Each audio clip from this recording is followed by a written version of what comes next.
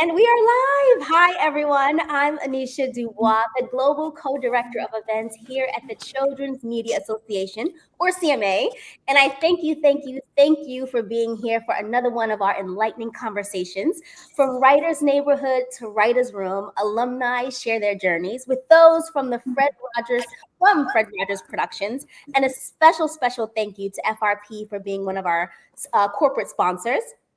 If you are new here, for 20 years, CMA has been connecting the dots across all corners of the children's industry. To learn more about our work, our chapters, we have some new chapters coming up, and how we are building the future of our industry. And to become a member, if you're not one already, visit childrensmediaassociation.org. And now I'm going to remove myself to the back of house and let Brandea Turner, FRP's program director, take over from here. Good evening. I'm so excited to be speaking to y'all about Fred Rogers Productions Writers Neighborhood, which is a career development and mentoring program that launched in the fall of 2022 to equip emerging writers with tools needed to have sustainable careers as freelancers, because most writers get their start as freelancers. And we also want to connect writers with top children's media creatives to expand their networks, because we strongly believe that it's not just who you know, but who knows you that can make a difference. And I'm just looking here. So the program has two main goals that we focus on, which is developing your craft and building your career. And so for career development, that really focuses on sessions such as finding and getting work. How do you learn to pitch yourself confidently and the work that you're working on confidently? We want to provide tools to help you to develop skills to build and maintain your network. And then from a craft development standpoint, we don't focus on original IP or writing assignments, which is a little different from some of the other programs that are out there. But we rather focus on the skills that you need related to children's media, which include how do you learn the voice of an existing show, and how do you write for different genres? So how do you write for animation versus live action versus shows with puppets? And then I think one of the sessions that is, I think, most impactful is kind of peeling back the curtain behind the feedback and notes process. And so that's a big part of developing your craft, is understanding that process. And we also really want to introduce the writers that go through the program to their peer network. So each cohort has 8 fellows in it. And then so far we've had 24 writers that have gone through the program. So not only do you have your cohort, but now you have the Writers Neighborhood alumni that are part of that peer network for the fellows. We also introduce the writers to mid-career writers that can talk about their experience, so not too far removed from where the fellows are at. And then we also bring in children's media executives that are in positions to potentially hire the writers that go through our program. And one of the last things I'll mention before I turn it over to our wonderful fellows to share about their experience is that the writers that go through the program are invited to pitch to write for our series. And because of that, it's critical that you have strong writing skills.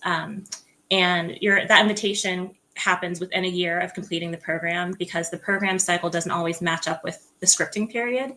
And then the other thing I'll mention is that we try to remove barriers of entry to participants. So we do provide a stipend for the fellows that go through the program, so that if you're missing a day of work to participate in a workshop, because we fly the writers to Pittsburgh for the kickoff and closing of the program. And if during the virtual sessions that happen in between those 2 weekends, if you had a kid, for instance, and you needed childcare, you could pay to have someone take care of your kids so that you can fully engage in the program. So that's just a little bit about the Writers Neighborhood. But I would just love to introduce you to 3 of our fellows. So Fareed, who was our inaugural cohort, part of our inaugural cohort, Brianna, who was part of our second year, the 2023 cohort, and Amanda is rounding out the latest cohort, the 2024 cohort. And so we're just going to jump in with some questions just so that they can know about your experience. And then we're going to open it up for Q&A to those of you that are joining us this evening. So, and you can go in any order. So just if you feel led, just go for it. But can you please share an important moment for you while you were going through the fellowship process? I'll start. Yeah. Hi, I'm Brianna. I actually would say it was a little bit of a bookend. The first amazing moment, important moment for me was getting that acceptance. I was pretty new to the children's media space when I applied for the Fred Rogers Fellowship. And so there was a little bit of that imposter syndrome. I don't know if that ever goes away.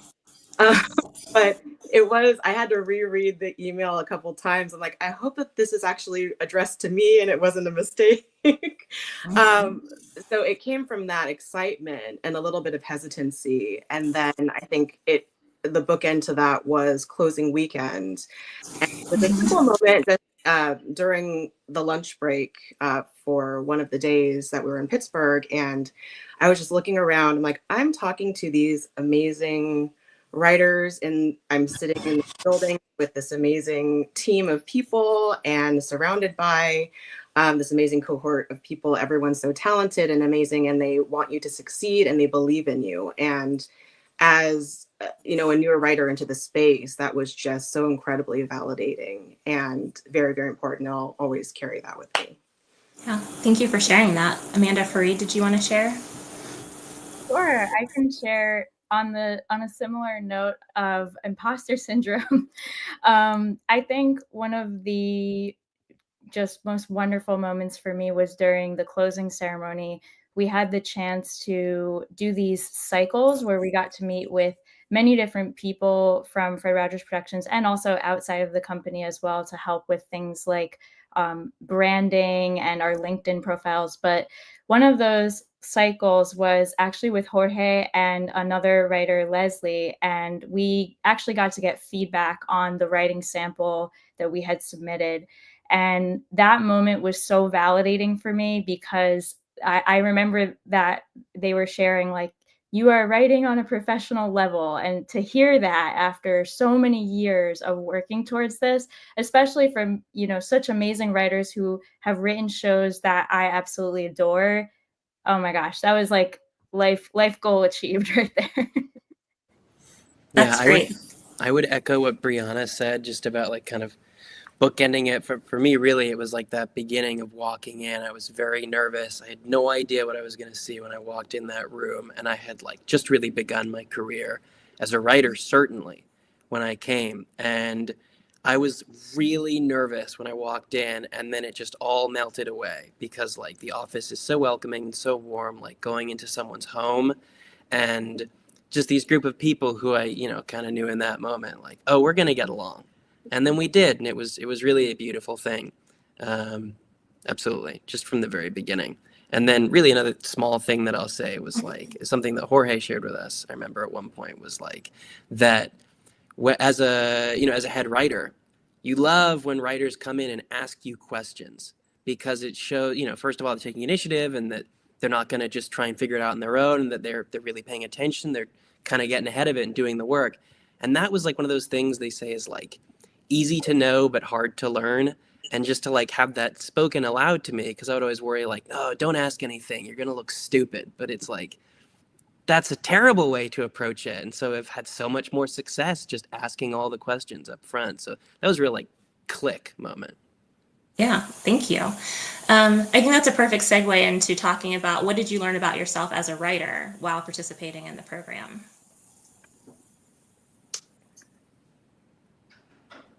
Brianna, it looks like you're ready to say something. Yeah.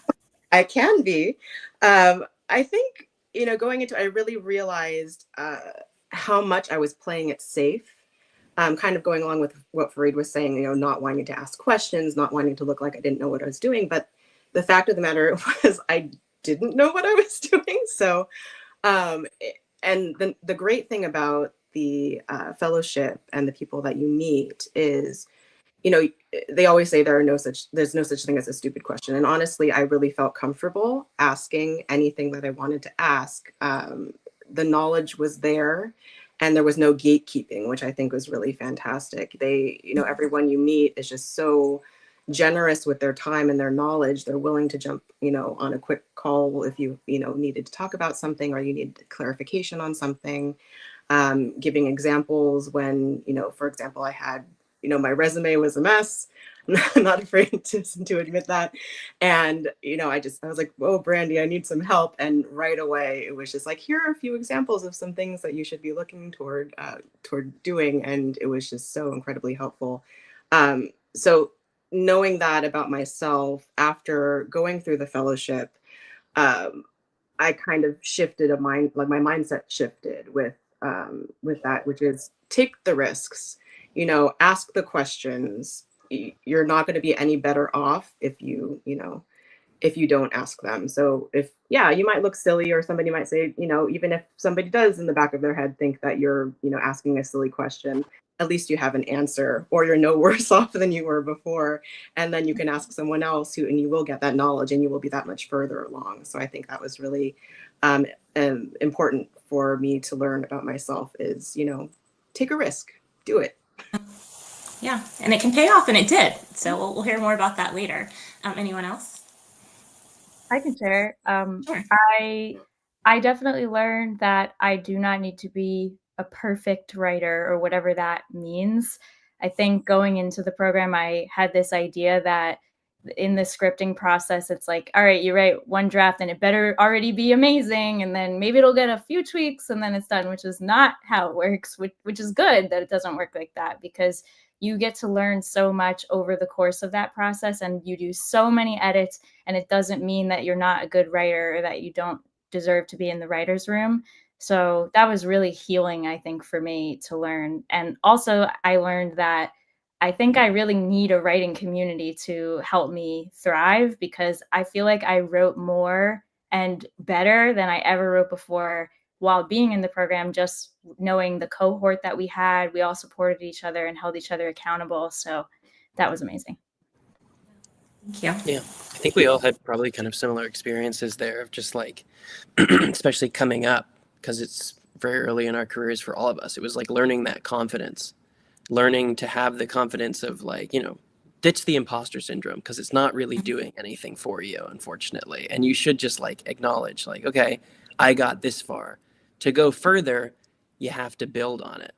So, you know, that's really kind of the crux of it. And I did see like question in the chat that I was like, what's one of the most valuable questions you ask? Because we're talking about like the questions and learning to ask those questions and be confident to do it. A question I always like to ask in any kind of situation really is like, what have you seen that you would like recommend we not do?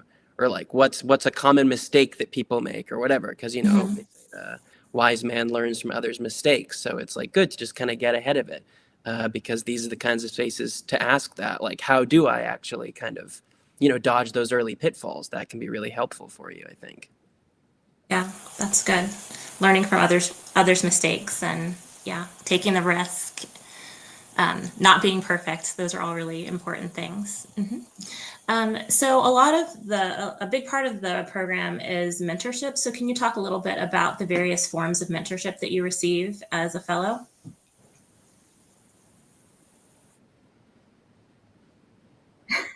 Amanda. I'll go first. Okay, thank you.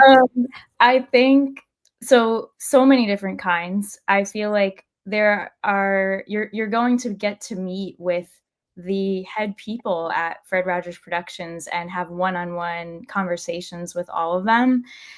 So you know, you're getting that mentorship in that way.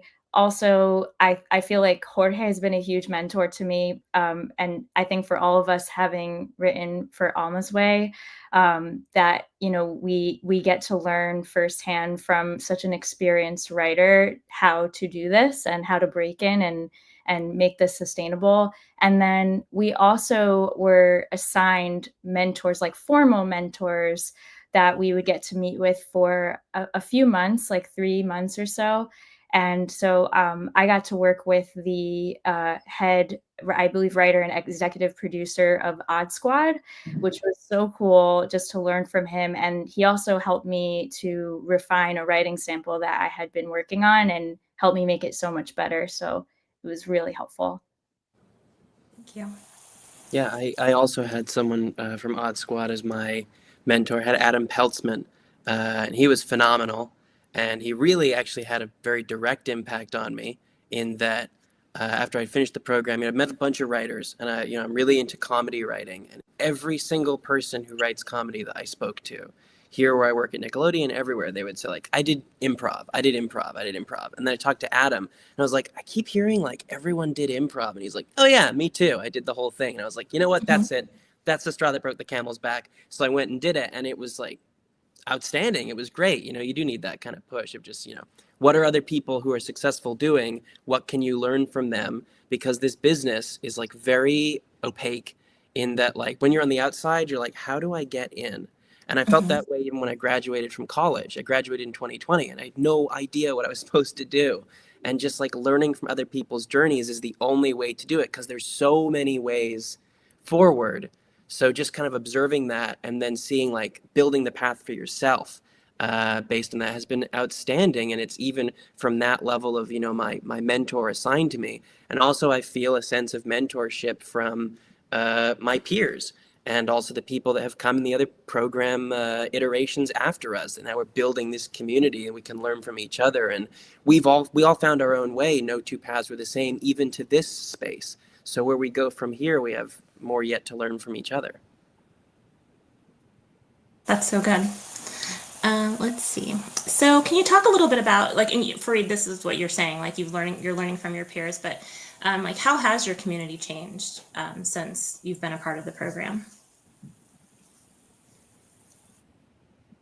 I would say exponentially. Again, coming into this kind of as a newer writer, you have certain people who, are writers. It's kind of a solitary pursuit, as we know. So finding, like Amanda said earlier, your community is really fantastic. And I feel so, so very lucky to have found not only, the Fred Rogers team, who is so knowledgeable and supportive, but also, like Fareed was saying, your own cohort. And then also I found that, when we joined Fareed's cohort, everyone was so welcoming and amazing.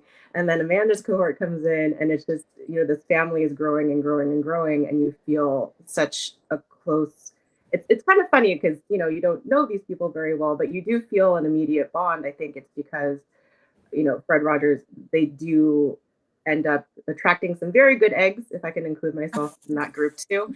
But everyone is just so lovely. And it's just an amazing, I coming into children's media, I just felt immediately that I found the place that I want to just stay and just live in for as long as I can until somebody kicks me out.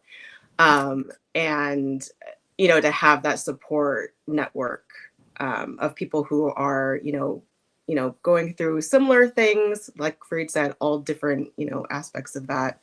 And then people who are further along in the journey, it's just, it's a welcoming place to be. It's all wrapped up in the cozy red sweater. Well said. Anyone else want to share about that? I think you touched on like all of the like big pieces, so I'll keep going. So it's been various amounts of time since you've all completed the program. So can you share a little bit about how you've been implementing what you've learned into your career as freelancers? Yeah, I think I said this before in another capacity, but I'll say it again because it's like, it's been really impactful for me as like Fred Rogers. The whole point of the whole writers' neighborhood was to prepare us for a career as freelancers. And part of that is thinking of yourself as, I'm a one-man show, I'm a one-man business. And part of that is like marketing. And so it's the elevator pitch, not just for whatever project I have, but me. And so how do I succinctly communicate who I am to people And, you know, basically we kind of worked on those in Fred Rogers. And I would say, you know, I'm like a half Egyptian, half British, Muslim American comedy and animation writer. And, you know, it's a very synthesized version, but just, you know, having all the pieces together of what people want to kind of use to help figure out where to place me, because, you know, you meet so many people in this industry, and in some ways, you know, you don't want to pigeonhole yourself, but you want to be able to fit into where, okay, here are the connective pieces. Hey, I know this project that could use that kind of person, etc. Just kind of put yourself forward for the projects that you'll be best suited to and that you want to work on. So, you know, Fred Rogers is kind of in the room with me every time I intro myself, because they taught me how to kind of do that elevator pitch and have that confidence in a room. And I have actually heard, I swear to God, I went to, gosh, what was it? Kid Screen. Yeah, I went to Kid Screen, where I actually was able to go through Fred Rogers. So thank you very much for that. I mean, the help just keeps coming. I'm so blessed. But like, I walked into a room and I was speaking to these people, and I just kind of used my pitch, and they were like, people I'd never spoken to before, and they were like, look at this guy, really confident. You know, they were all like older producers and stuff like that, and they were like, here he comes, he's got it. And it's like, thank you, FRP. I mean, it's directly from there. So here's the thank you again.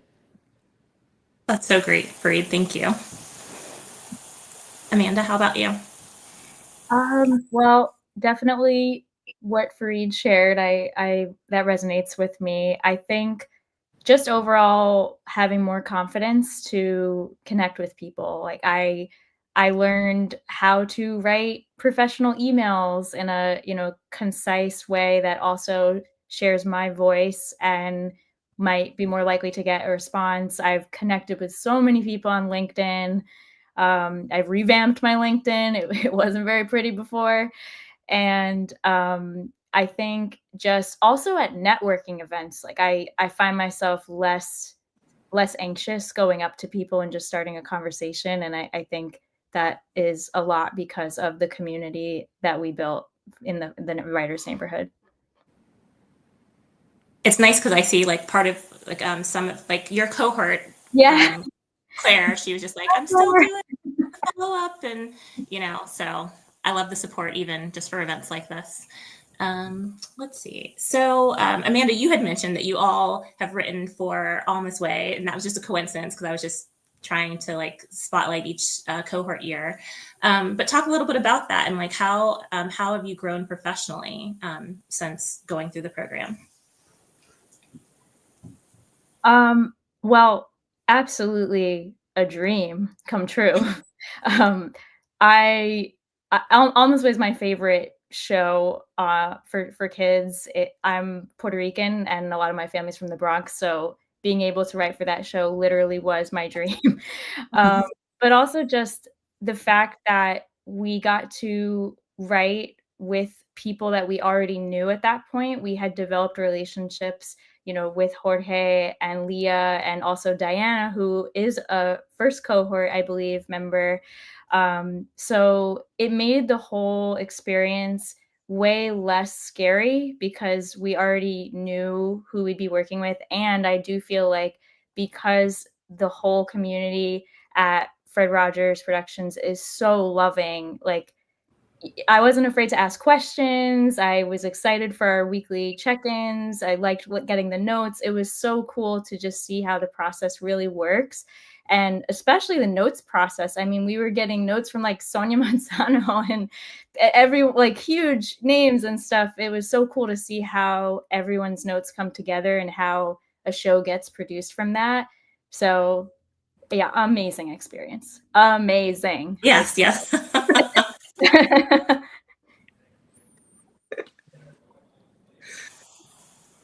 Brianna, Fareed, do you want to talk about just like how have you grown professionally? Sure.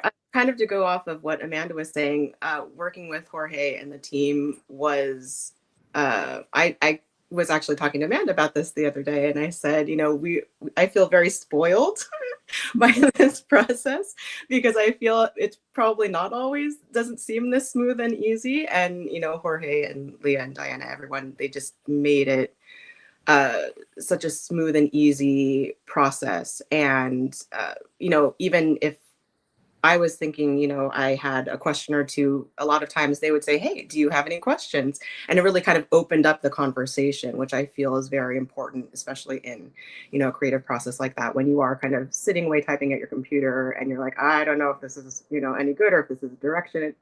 Just a quick email, quick text, phone call, whatever it was. It was just really simple, and they made it so easy on us. So that was a really wonderful experience to go through. And then also, like Amanda was saying, seeing the process. Obviously, all shows are going to be different, but seeing how this particular process ran and what goes into it, how many people are involved, and the timeline. One of the big things that we had mentioned during opening weekend is meet your deadlines. That was like, just, you need to meet your deadlines. And it was very important to see, because then you actually do see the back end of, oh, if I am late on this affects this person who then has to scramble to turn this around, and then it backs up, going through the animation pipeline. It's incredible to see the machine working from behind the scenes. Yeah, it was an outstanding project to write my first script for, and I think what's actually really quite outstanding is, like, to echo what Amanda said, it was a dream for me to write on Alma's Way as well. And I'm not Puerto Rican. I've never been to the Bronx. No one in my family has ever set foot in the Bronx. And yet, there was something there as well in terms of we talked about specificity is universal. And of course, I got to also write a script for Rafia and her family, who are like Muslim. That was, Alma's Way was the kind of show that I wanted on television when I was a kid, that had that, like, specificity is universal, that had like, oh, I know someone like that. I've seen that. So it kind of set the bar for me in terms of, like, representation in kids media, which I still think is vital, especially for preschool. And it's been outstanding. And yeah, just having that experience, which, like Brianna said, yeah, you get a little spoiled because it is quite smooth and you got a good team, good people to rely on, but you learn a lot because it's also professional. Exactly what you expect to see, and what you hope to see from a successful and functioning room going forward. And so I have been, fortunate to find other places where I fit in other different rooms, here at Nickelodeon, where I've been fortunate to write as well, where the point is the fundamentals are right and strong. And so you've got what you need. I mean, you're armed with the toolkit that we were supposed to build in the program. Thank you for sharing that. So there was a question that came in, I think, when people registered for this event, and one of the questions was, what do you wish that you would have known prior to being a fellow in the program?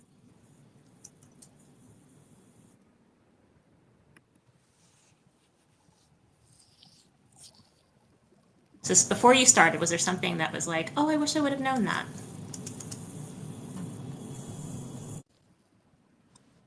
It's not too good to be true.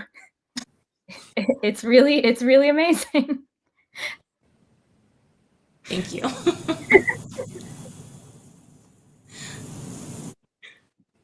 Okay. Yeah, I wish I could have known, maybe. Another one of the things, like, I love that phrase. I learned it recently. I'm gonna keep saying it. Easy to know, hard to learn. Like, it's tough to, like, get that level of kind of the I belong here. I do have something worth nurturing, which sometimes it's hard to, like, tell yourself. You need that, like, validation from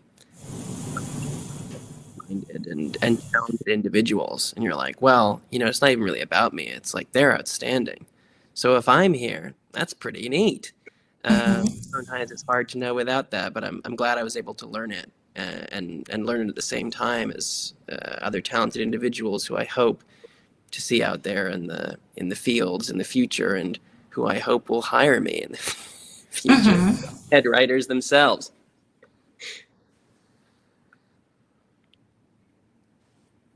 Let's see. Okay. So there's another question that, so one of Fred Rogers' core value is deep listening and human connection. What's something you learned about collaboration or listening during the Writers Neighborhood program that's changed how you write, not just what you write?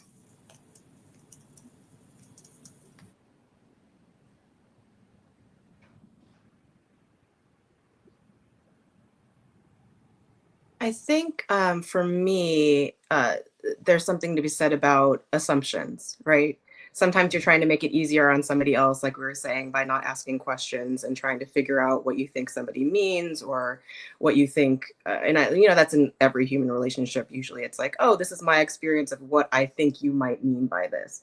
So, one thing through the fellowship that I've kind of taken with me through my writing also is, even with my characters, not putting assumptions or judgments on the character, letting the character speak for themselves, letting them have their voice and figuring out what they're going to say rather than what, you know, what I want them to say in a certain way, because that is what my mindset is. Obviously, you kind of are mapping everything out, but you do kind of have to let things go in a way, if that makes sense. It's letting go of assumptions, letting go of preconceived notions and different biases and things in order to really let truthful characters come out and their stories along with it.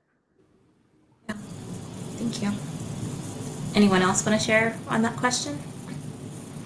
I can share, I think something that I started to pay even more close attention to was just the importance of educational research for shows like this, because Fred Rogers Productions works so intentionally with education consultants to make sure that what's happening in the episodes is developmentally appropriate for how old the kids are and also cultural backgrounds. It's all really intentional, and I think just now, whenever I write anything, especially for kids, I try to be just as intentional with doing research to make sure that this actually is accurate and still has that heartwarming, fun, comedic nature.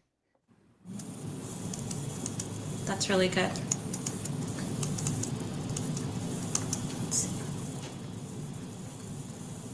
Let's see. There was one other question that came in a little early. And so networking is a major part of developing any career. Can you talk about what it was like to become part of the community that the program offers? It's amazing. It's really great. Everyone, obviously being part of Fred Rogers Productions, the team, it opens a lot of doors, frankly speaking. And, you do have that support behind you. And it's just, yeah, networking is just so much easier. Also, like we were talking about, the freelancers toolkit that they give you and the information that they give you, it really makes you feel confident in being able to reach out to someone if it is kind of a cold call situation without it making seem icky or awkward. So that is something that I definitely value so much, because I tend to kind of feel awkward in those situations. So, as it is such a major part of, being a freelancer in this space, or in any space really, having that kind of training, so to speak, and the information and the skills built up throughout the program has been, really beneficial. Yeah, I think it's outstanding to be able to find the Fred Rogers community wherever it is, at various conferences and various rooms and various companies that you'll find throughout your journey here, because it is a special place. I mean, I felt that when I joined the program. I think Fred Rogers was an outstanding individual. I mean, it's like him and Bob Ross are kind of like, they're on that same mountain there, where they're just like real, genuine, caring people. And in a sense that is like, you got to be really strong and very brave to stand up for something and live by it. And I've always felt that way. I mean, I love that documentary. It was about him, like, Won't You Be My Neighbor? And like that speech he gave at Congress and things like that. Like he really put his money where his mouth was, and it's really outstanding and like a blessing that there's still a company dedicated to those values, because they are unique and they are even more necessary now than ever with like AI and the changing landscape of the internet and just everything. And so just to have that badge that you get to proudly wear, people respond to it. People who don't know even that maybe FRP exists, just to see that name and hear it and to be able to associate yourself with it in some capacity is outstanding when you get to meet people. Everyone responds really positively. Everyone is so happy to hear about that and to learn about it. And that's been like a real honor, especially early on in your career. Great. And that, like, you're speaking to a lot of the ways in which, because like one of the things that, like you said, I think in the video that we just did, was that you're a fellow for life. And so can you just dive in a little bit more? Like, so like, since you've left the program, what are some of those like fellow for life moments that you've experienced being connected to Fred Rogers Productions? Well, it's like I said, I mean, when I went to Kids Green and just to run into people that you know through this, it's kind of cool. It's you know, they're everywhere. Like the friends of the Writers Neighborhood are like everywhere with Fred Rogers Productions. Like you'll find them in a meeting and they'll be like, oh, they've got like the badge or something there, and that's always really heartwarming. But like as a fellow for life, I think it just kind of, you know, it really stuck with me that this was something that I got to do early on in my career. And it's, you know, I had the privilege to work in preschool pretty extensively, and I think that bringing what I learned from Fred Rogers, because especially working in preschool, and I had like the fortune to work with other preschool companies, and like they all have kind of slightly different ideas of what they're trying to do in that space, what specific age range they're kind of speaking to, because there's really like a big difference between like 3-year-olds and 5-year-olds and stuff like that. And so just kind of having that training and being in that space, I guess it's made me intentional in the way that I present myself and the kind of projects I'm involved in. And I've always kind of said, even from the beginning, that I feel like, especially for really young children, like this is a public service. That's why it's on PBS, etc. And so it's like really important, more important than it is for like making content for adults, that you be like really mindful of the fact that this is an audience that is learning, that is absorbing, that is often, for lack of a better term, like a captive audience. Like they're not the ones controlling where they turn or what they look at. It's parents, or it's like an algorithm or something. So putting that stuff out is really important. So I guess I try to be intentional about it. But like as a, you know, fellow for life, like you said, I think it's really just kind of meeting those other like-minded individuals as you go out into the field. I'm curious what everyone else would say, but yeah. Yeah, that's totally, that's that's totally it, Freed. And then to kind of go along with that, I feel it's funny, before we started this, they asked us to write, you know, what year fellow you were. And it actually took me a minute to remember what year it was, because honestly, I never really felt like the fellowship formally ended. I know there was like a closing weekend, but then, you know, they continued on helping us, you know, network and mentoring us with different calls and different things after, you know, 6 months after the fellowship. And then, you know, I have a chat that I have with my cohort, and, you know, I'm connected with the other cohort. So you really feel that, you know, from the cohort's perspective, you really have like built your community. It's not like, oh, you know, see you later, and, you know, we'll see you on your way, and maybe I'll cross paths with you one day. Everyone is still very connected. And as far as the FRP team goes, like I never felt like a little baby bird being like thrown out of the nest, like go fly, and now we've given you all this information and go do it on your own. I really feel that they are still so, you know, supportive of us, and that they're, you know, they're all rooting for us. And I know that if I ever have a question about anything, that, you know, they're there. And it's really it's really bolstering to know, as, you know, a writer, to know that you have that support behind you. Thank you. Let's see. So can you all share maybe like a proud moment that you've had since being in the program, or like something that you've worked on that you're just like, this was my, like, I'm so proud of?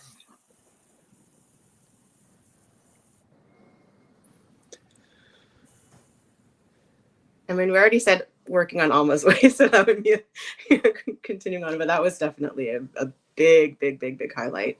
Like both Amanda and Fareed said, it was an absolute dream to write on the show. And I would say, other than Alma being one of the big moments, I was able to get my literary manager through contacts and the different things through the fellowship also. And that was something I was um, really excited about. And, just knowing that I am going further in these goals that I've actually focused in on because of the fellowship of, having that focus and knowing not just, oh, I'll just mosey along, and it's more of a focused and intentional um, handle that I am taking, like trying to focus in on what I want my career path to be. And I feel like a lot of those skills I learned through the fellowship. And so I'm really, everything that I'm doing is kind of, the Fred Rogers Fellowship really set the stage for everything that I'm trying to do. Yeah, I would say life and this career is a series of like small victories and big victories, and you gotta make the time to celebrate them because they're yours. And so like every opportunity that I have to write for a show or see my name in the credits somewhere is like a genuine blessing, because I didn't know that I would make it here. And the first was Alma's Way, and I was over the moon. And I've like tried to keep that energy up when I get the opportunity going forward. I got to write a couple of episodes for the last show that I worked on, Wonder Pets in the City, which is now on Apple TV Plus. Is it Plus? Shoot, I messed it up. But anyway, the point is, those are big victories for me, to get to write. I mean, that's what I came to do. That's what I have angled my life towards. So each of those small victories, again, it comes back to that original first time when I was like super excited, and it was like 11 p.m. and I got McDonald's. That was my reward because I got got a script on Alma's Way. So I just kind of try to keep celebrating those small victories because it's really just, I mean, that's life. It's a series of small victories and small setbacks, and then it's done. So just victories, celebrate them, yourself. I love that. It's very important to celebrate. Yeah, I would echo what Brianna and Fareed said. Alma's Way, absolute dream for sure. In addition to that, though, I would say something I'm really proud of. I had been working on this one script for over a year that I felt like would really show my my writer's voice and my perspectives based on my multiple identities. And it is also a horror comedy animated show for older kids, which is like something I'm really excited about. And I did finish, I mean, writing's never finished, but I have a draft I'm much prouder of than ever. And I was working on that throughout the program. And I don't know if I would have had that, drive and confidence to put so much work into that without doing this program. And because of that, I also started facilitating a writers group with some friends, and shared the sample with them. And I just feel like I became a lot more confident to do all those things because of this program. So before I turn it over to take some questions, I did just want to mention that we're currently in the application period for the 2025 cohort.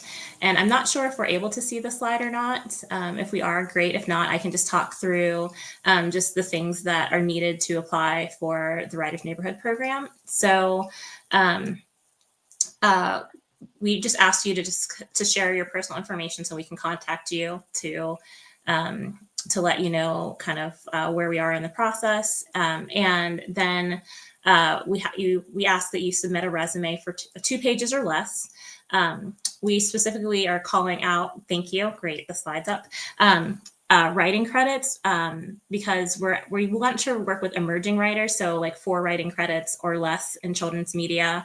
But you don't have to have writing credits to be a part of the program. So don't feel like, oh, I don't have writing credits, I can't apply. That's not true. But we just want to specifically know what you have done. We ask you to respond to 2 essay prompts. And then you have an opportunity to upload a sample script. You can do a spec or an original. We have a legal acknowledgement that we just need your consent of to participate. And we're curious about how you learn about the program. Was it tonight that you learned about it? Was it through our LinkedIn? Was it through one of our wonderful fellows that have gone through the program? And then lastly, the all important, just actually getting it done and submitting it before midnight Pacific time on May 3rd. So, so now we are going to take some questions. Awesome. So I just want to read a few comments that people have been saying. Justin from LinkedIn said he was so excited to listen in and learn more. I believe Claire must be someone's cohort because she said she loves this group. Someone, Haley over on LinkedIn, said this is great. Someone said the perfectionism is hitting hard. That's something I'm trying to work on. Danielle said she so needed to hear this conversation today. I'm going to ask a question from Gina, and I'm going to point this to Jorge. She says, do you recommend purchasing Final Draft? Oof. I mean, there are lots of free alternatives online. And Okay. I have Final Draft because I use it every single day and I just need it for work. But there are alternatives on the web. So I wouldn't buy it just to apply to this program. But if you start a career in writing, it's worth the investment if you can swing it. Gotcha. Our next question is from Zachary. He said, can the experience writing in television help to bring about other opportunities to transfer the writing skills to other disciplines like podcasts or children's toys, etc.? Well, I could add that, a career in television has led me to write graphic novels for kids. Okay. And I think some of you guys have worked for podcasts. Some of the fellows have, I believe, worked for podcasting as well. Some of the fellows, yeah. Yeah. Got it. Aiden asked, what are some good resources to continue learning about the specifics of children's TV, aside from general advice for TV as a whole? Well, one thing I would recommend is watching a lot of kids' TV. Like if you're going to spec an episode of Frog and Toad, watch a bunch of episodes. Just gorge on those episodes. Just like watch a ton. And I think that's one way, and watch from different networks because every network has a different voice, and just watch a bunch of kids' TV. Got it. I think part 2 to that, this could be part 2 to that question. Esme asked, what are your thoughts on pulling from vintage media like 90s cartoons versus studying what's current or immediately popular? I would say a little bit of both, like the 90s. They're what we grew up on, a lot of us, so we're kind of familiar with that. And also, they're old now. The 90s are old now. So, kids today, they aren't as familiar with those old things. So take what you can learn from them, take the good stuff that kept us engaged, and you want to still be abreast. What's cool is that when you watch TV, you're doing research. We really lucked out here. So just watch television, watch the current stuff, because you really got to know what's out there to have conversations, and also if you want to work as a freelancer to be able to do that. But bring in what inspires you, bring in that old stuff, because otherwise it gets forgotten, so you repurpose it. I mean, that stuff from the 90s was inspired by stuff from the 60s and stuff like that we're not even familiar with, but it's it all builds on itself. So absolutely bring that stuff in. Got it. Lindsay asks, what are the factors that go into determining a strong submission or script for Fred Rogers? Well, we want you to show us your strongest script, right? And what we look for in a script, a sample, if it's a spec based on an existing show, does it capture the voice of the show? Does it feel like this could be a real episode of the show? Is it fun to read? Does it pop off the page? Or does it have some of the pitfalls might be some writers will write so much action that you just see this big block of action and then long blocks of dialogue. But if you study a show, you'll see in kids media, kids shows, the dialogue's like quick and short, and it's not another going back to watch a lot of these shows and see. And I'm sure the fellows can answer too. Amanda, did you want to give it a go? Thanks, Anisha. I think a piece of advice that Jorge gave me that I think is really helpful is transcribe the show when you're watching it, because it's really difficult to find preschool scripts actually available on the internet. So if you have the time, really sit and write it all out, write the dialogue, write the action, and that will give you a sense of, you know, where's the beginning, where's the middle, where's the end, and that way you can see the pacing and make sure that it mimics the show you're trying to write for. Got it. Isabel asked, what are some sources of inspiration you draw from for your own writing and your original projects? Brianna, what about you?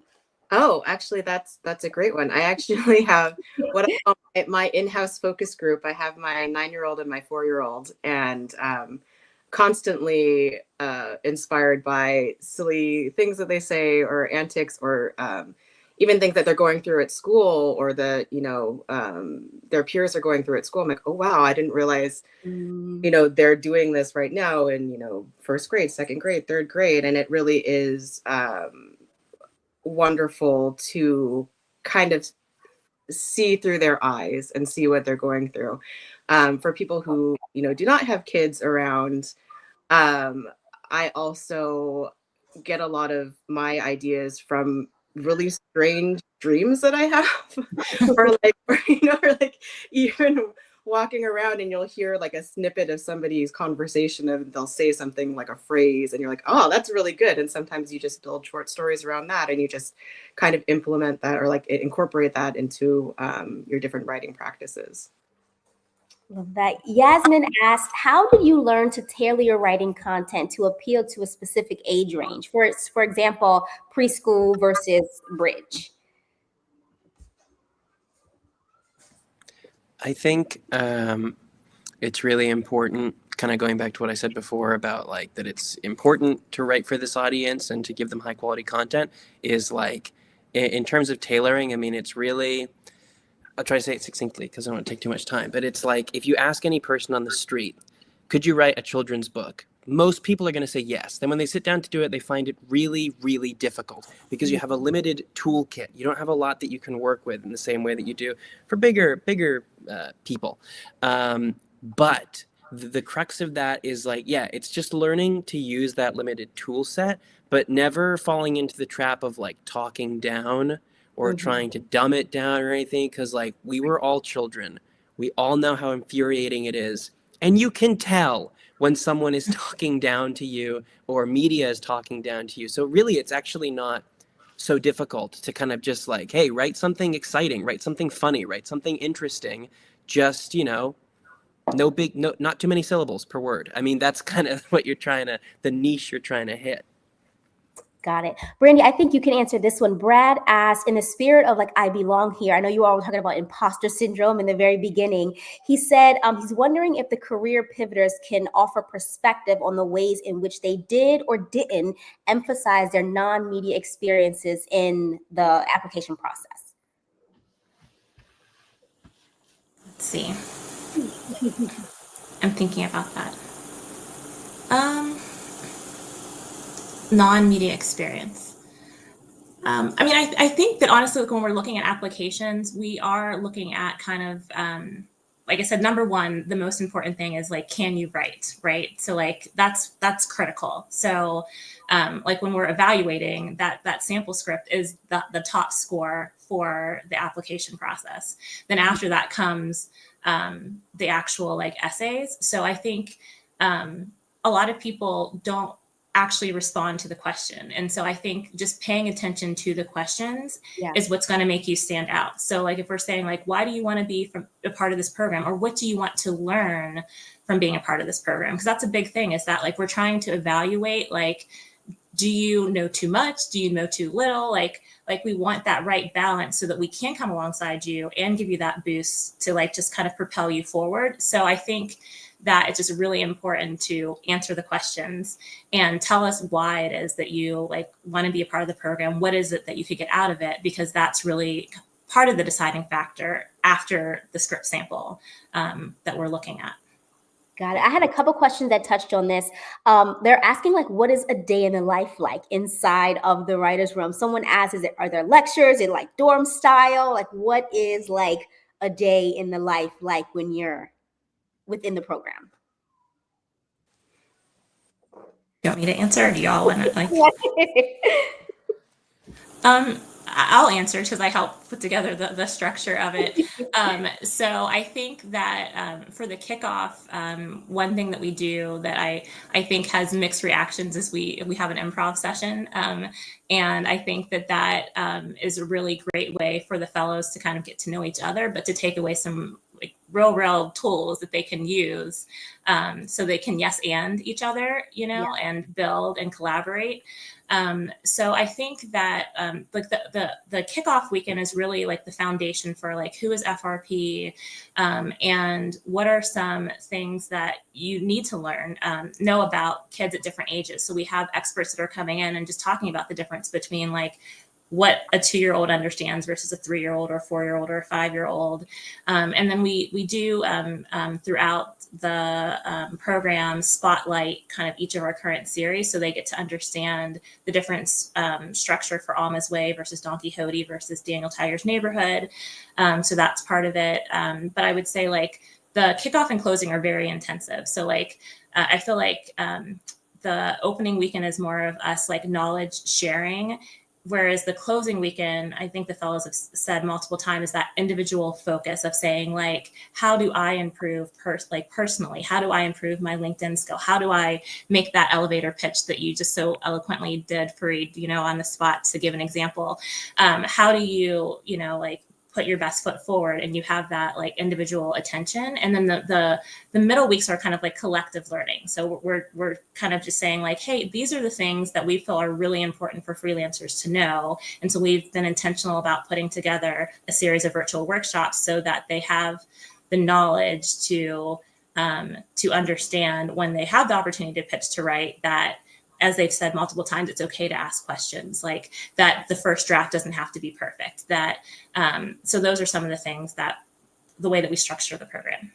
Got it. I have two. Go ahead, Jorge. Oh, I was going to add also there's this informal part of the opening and the closing weekend that all the fellows have and should take advantage of, which is all the experts we bring in on those weekends are just standing around. They're at the panels, they're at lunch, they're at the coffee maker.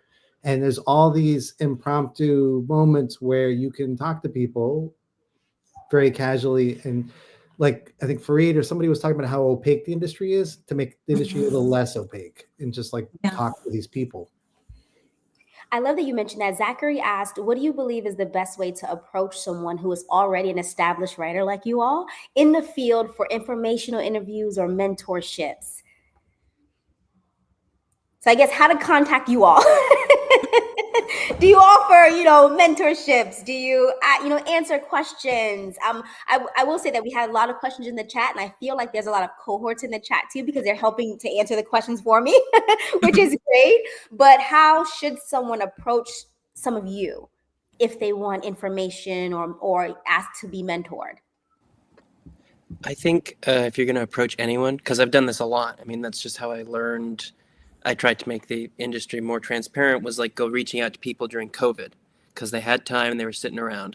And I would just find, it's just really being respectful. I mean, it's just being respectful and like however you can let them know that you're serious, that you're just, hey, this is what I want to do. Whatever justification you have, but like, do you have some time? The worst they can say is no. If they say that they're busy, they're probably busy. If they don't answer you, they're probably busy. Like, it's not a reflection of you. I think just kind of reaching out, and I think a helpful way to do that is also just like find any kind of connection you can with them, because I had like very little coming out of school aside from the fact that I went to NYU. So I reached out to mostly NYU grads and said, hey, you're doing what I want to do. Would you be willing to chat with me? And I was fortunate because a lot of them had nothing going on because of COVID. But that's still just kind of the same method I use when I reach out to people. I had a chat today with someone here at Nickelodeon. Just reach out and say, hey, I'm interested. People tend to like to tell their story and tend to like to mentor and whatnot. I love that. So I know we are close to time. The hour goes so fast. Brandy, I did put in the chat for everyone to see writersneighborhood.fredrogers.org. I pinned that at the top of the chat if anyone wanted to click on that link for more information, and that the application closes May 3rd of this year at midnight Pacific time and 3 a.m. Eastern time. Is there anything else you wanted to add? No, I just want to say thank you all for your interest in the Writers Neighborhood. Thank you to the cohorts that were represented here through Amanda Freed and Brianna. So I'm just excited that we get to continue just to come alongside writers and be a part of their journeys. Amazing. It's 6 o'clock on the dot. Perfect timing. Thank you, all of you, for lending your time, your expertise to our CMA community. We appreciate you so much, and for being a CMA corporate sponsor. So thank you so much, FRP. Thanks. Thank you. Bye, everyone. Thank you. Bye.